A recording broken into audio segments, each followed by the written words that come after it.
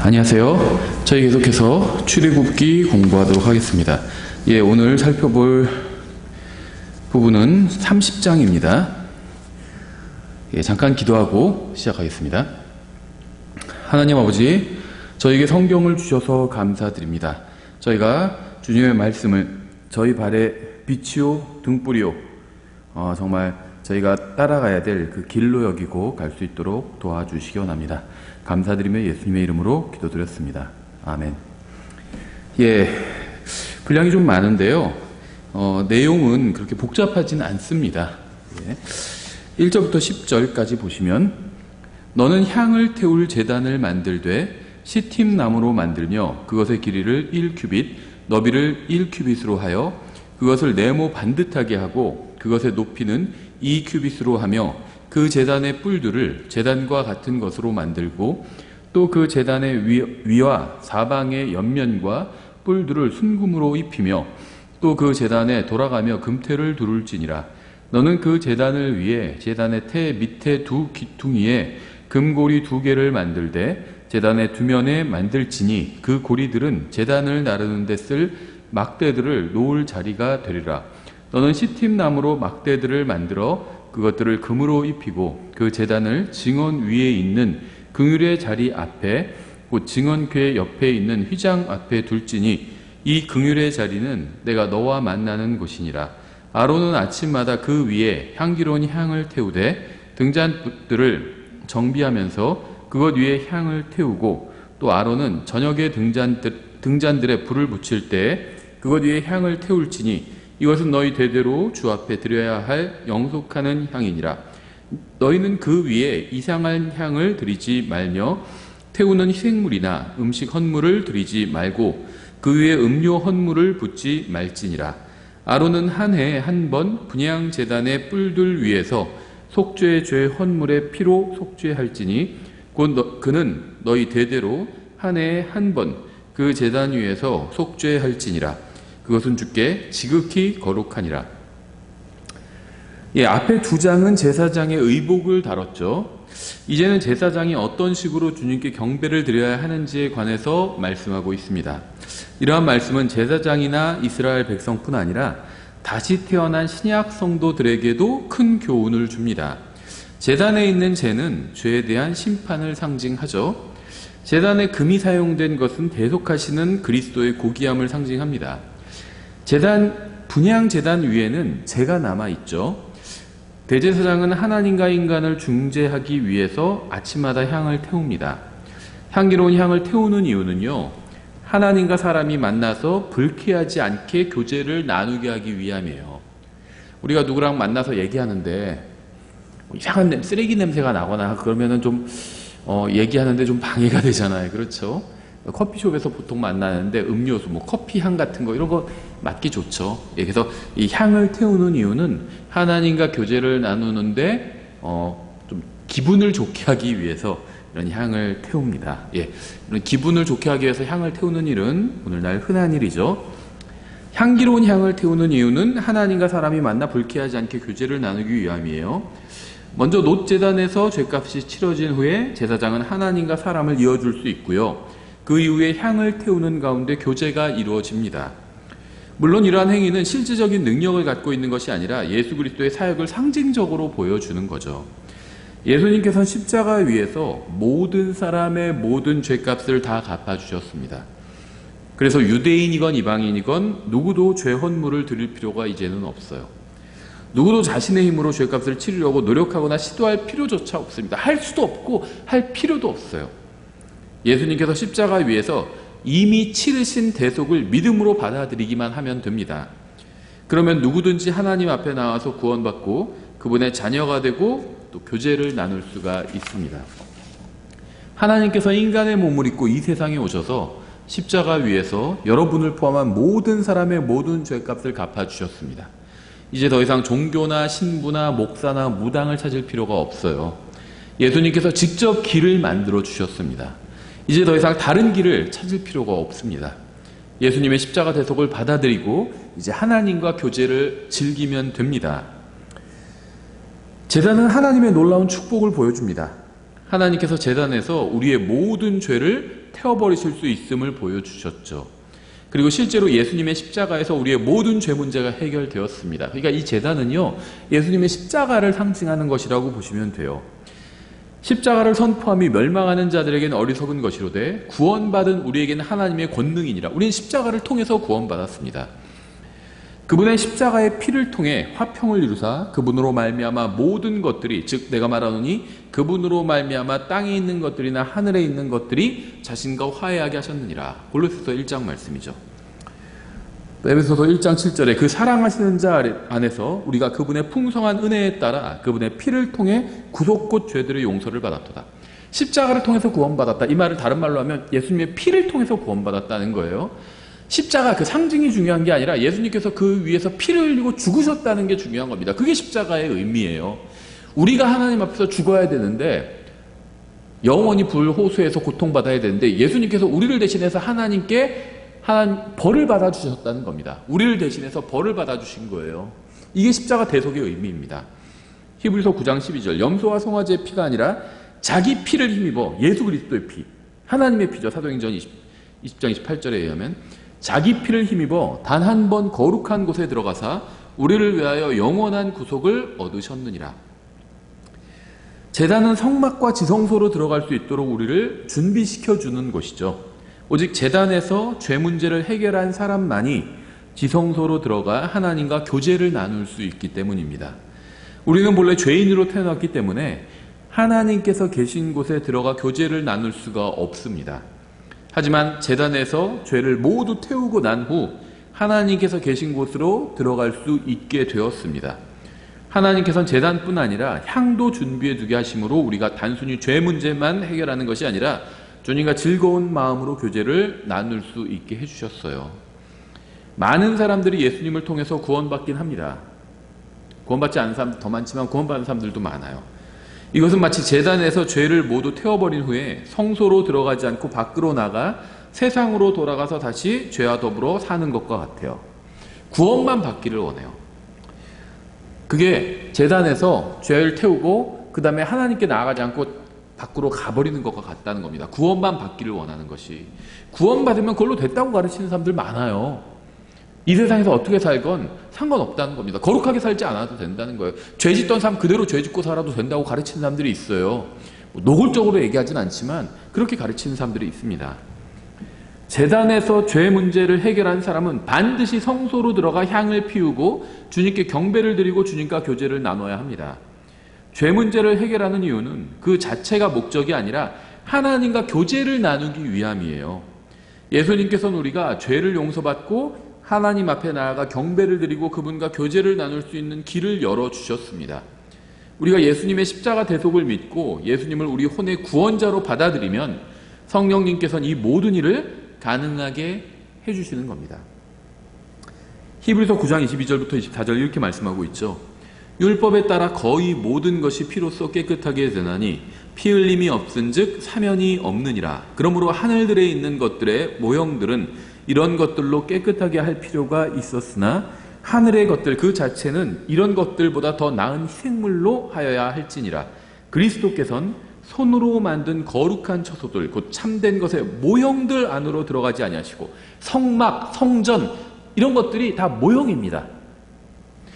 하늘 그 자체 안으로 들어가서 무엇의 모형이냐? 하늘의 모형이에요. 물론 예수님의 모형이기도 하지만 영적으로는 실질적으로는 하늘의 모형입니다. 그 자체 안으로 들어가 하늘 그 자체 안으로 들어가서 이제 우리를 위하여 하나님 앞에 나타나시느니라. 제단이 있고 대제사장이 있고 향로가 있죠. 예수님은 우리 죄로 인해 죽으셨습니다. 주님은 우리의 대제사장이 되셨어요. 우리는 이제 구원자의 희생으로 인해서 하나님과 교제를 나눌 수 있게 되었습니다. 계속해서 출애굽기 30장 11절에 주께서 모세에게 말씀하여 이르시되 내가 이스라엘 자손의 수에 따라 그들을 계수하여 그들의 총수를 조사할 때 그들은 각각 자기 혼을 위하여 주께 대속물을 드릴지니 이것은 내가 그들을 계수할 때 그들 가운데 재앙이 없게 하려 함이니라. 그들이 드릴 것은 이러하니라. 곧 계수된 자들 가운데 드는 자마다 성소의 세겔에 따라 반 세겔을 바칠지니 1세겔은 20게라니라. 반세겔은 주의 헌물이 될지니 계수된 자들 가운데 드는 자 곧 20살이 넘는 자는 다 주께 헌물을 드릴지니라. 너희 혼을 위해 속죄하려고 그들이 주께 헌물을 드릴 때 부자들은 반세겔보다 더 내지 말고 가난한 자들은 덜 내지 말지니라. 똑같이 내라는 거죠. 너는 이스라엘 자손에게서 속죄 돈을 취하고 그 돈을 회중의 성막에서 섬기는 일에 쓰도록 지정하라. 그리하면 그것이 주 앞에서 이스라엘 자손에게 기념이 되어 너희 혼을 위해 속죄하리라. 모든 사람이 죄인이기 때문에 모든 사람을 위해서 속죄가 이루어져야 합니다. 부자도 반세겔을 내야 하고요. 가난한 사람도 반세겔을 내야 합니다. 부자의 혼과 가난한 사람의 혼의 가치가 같기 때문이에요. 누구의 혼도 다른 사람의 혼보다 더 가치 있지 않습니다. 사람마다 지식이나 경험이나 능력은 다를 수 있지만 혼의 가치, 그 사람의 정체성, 그 사람 자체, 그게 바로 혼이죠. 혼의 가치는 같습니다. 교회에서 가장 연약한 사람이나 사도 바울처럼 훌륭한 사람이나 혼의 가치는 동일합니다.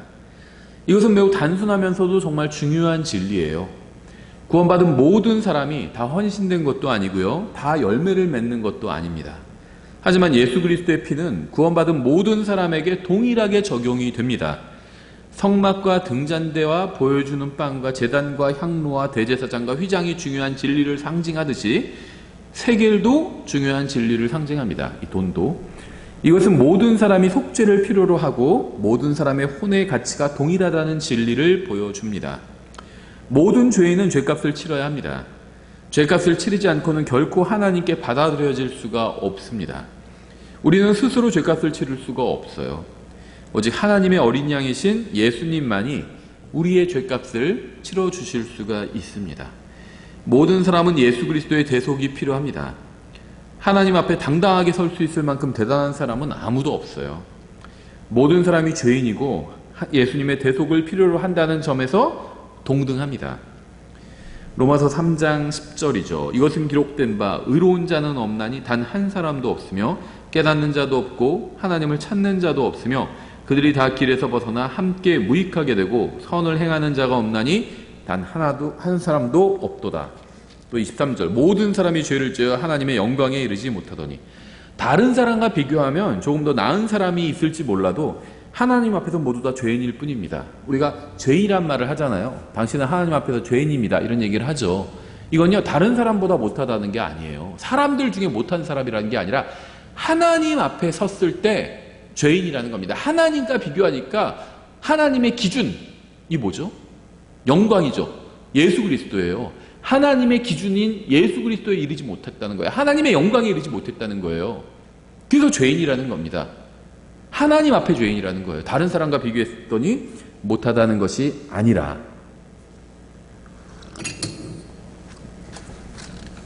계속해서 17절부터 21절까지 보시면 주께서 모세에게 말씀하여 이르시되 너는 또한 놋으로 물두멍을 만들고 그것의 받침도 놋으로 만들어 그것으로 씻게 하며 그것을 회중의 성막과 제단 사이에 두고 그 안에 물을 담으라.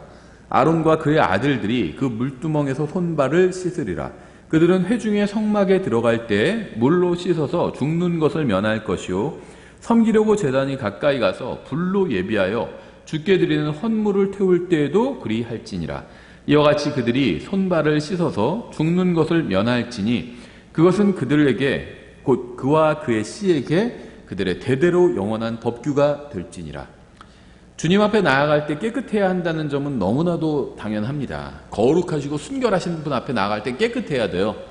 겉모습만 깨끗하면 되는 게 아니라 마음도 깨끗해야 되죠. 이미 깨끗해진 사람도 이 세상에 있는 한 발은 다시 더러워질 수가 있어요. 그래서 예수님께서도 제자들의 발을 씻어주셨죠. 요한복음 13장 10절 예수님께서 그에게 이르시되 이미 씻긴 자는 모든 곳이 깨끗함으로 발밖에 씻을 필요가 없느니라. 너희가 깨끗하나 다는 아니니라 하시니. 우리가 예수님을 구원자로 받아들일 때 우리는 예수 그리스도의 피로 씻김을 받습니다.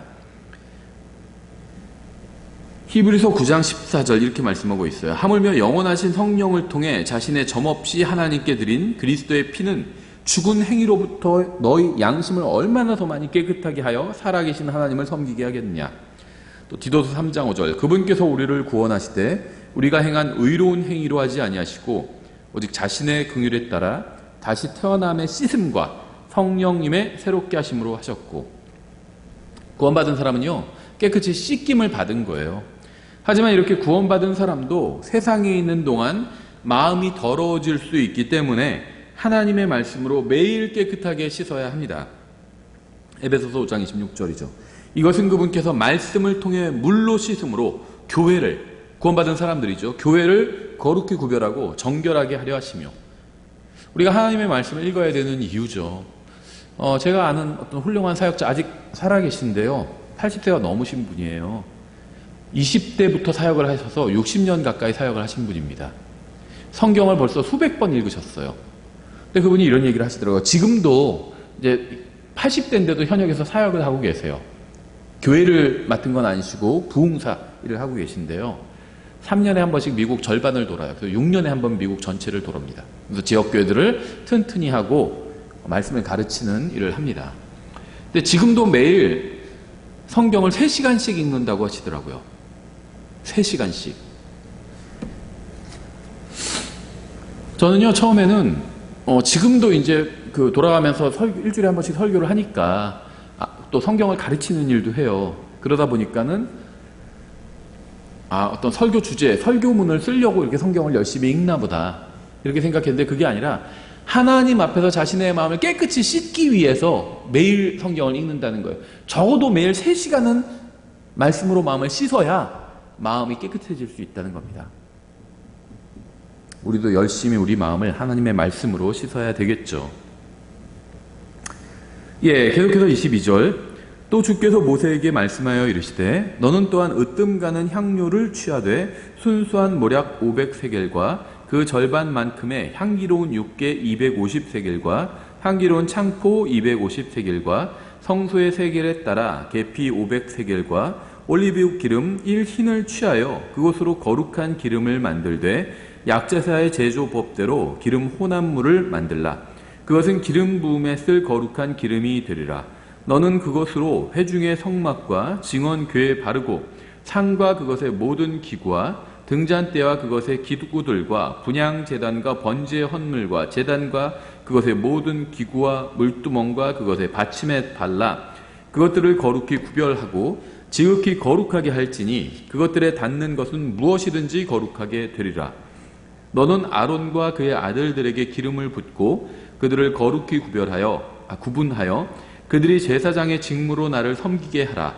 또 너는 이스라엘 자손에게 말하여 이르기를 이것은 너희 대대로 내게 기름 부음에 쓸 거룩한 기름이 될지니 너희는 사람의 살에 그것을 붓지 말며 그것의 혼합 방법대로 그와 같은 것을 만들지 말라. 그것은 거룩하니 너희에게 거룩한 것이 되리라. 누구든지 그와 같은 것을 혼합하는 자나 그것을 조금이라도 낯선 자에게 붓는 자는 자기 백성에게서 끊어지리라 하라. 거룩한 기름은 2가지 목적을 위해서 이제 만들게 되는데요. 이 기름의 첫째 목적은요, 성막과 성막에 있는 기물들의 기름을 바르기 위함이었습니다. 하나님께서 말씀하신 대로 기물을 만들어서 성막과 그 기물들에 바르면, 기름을 말씀대로 만들어서 성막과 그 기물들에 바르면 그 모든 것들이 하나님 앞에서 지극히 거룩해지고요, 비로소 하나님을 섬기기에 합당하게 됩니다. 하나님께서 말씀하신 대로 기름을 바르기 전에는 인간이 행한 일은 결코 하나님께 받아들여질 수가 없습니다. 마찬가지로 믿는 사람들도 성령님께서 들어오셔서 인치셔야 비로소 하나님께 받아들여지게 되고요, 성령님과 함께 일해야 하나님께 받아들여질 수 있어요.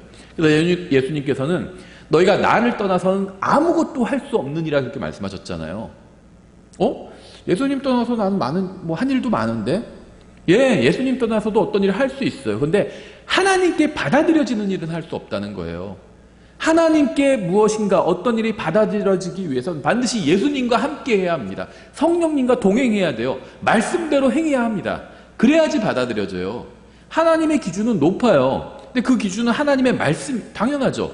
하나님의 기준은 하나님의 말씀이에요. 그래서 우리가 말씀대로 해야 되는 겁니다. 말씀대로 하지 않으면 받아들여지지 않아요, 하나님께. 그래서 우리가 열심히 말씀을 가르치고 또 배우고 성경을 읽는 거죠. 기름의 첫째 목적은 성막과 성막의 안에 있는 기물들에게 바르기 위함이었죠. 둘째 목적은요, 제사장에게 기름을 바르기 위함이었습니다. 성막과 그 기물들이 주님의 말씀대로 기름을 바르면 하나님을 섬기기에 합당해지는 것처럼 사람도 주님의 말씀대로 기름을 발라야 주님을 섬기기에 합당해지게 됩니다. 따라서 이 기름은 성막과 그 기물들이나 제사장에게 바르는 외에 다른 용도로 사용하는 것은 금지되었습니다. 기름의 재료로는 이제 그 나온 걸 보면 모략, 육개, 창포, 계피, 올리브 기름 이걸 이제 섞었다고 나오죠. 근데 모두 다 이 중동 지역에서 구할 수 있는 재료들이었어요. 그래서 성경은 이러한 재료에 대해서 이제 종종 언급하고 있는데요. 잠언 7장 17절에서 이렇게 말씀하고 있죠. 모략과 알로에와 육개로 내 침상에서 향내가 나게 하였도다. 그러니까 오늘 그 거룩한 기름을 만드는데 모략과 육개가 여기에도 나오는 거죠.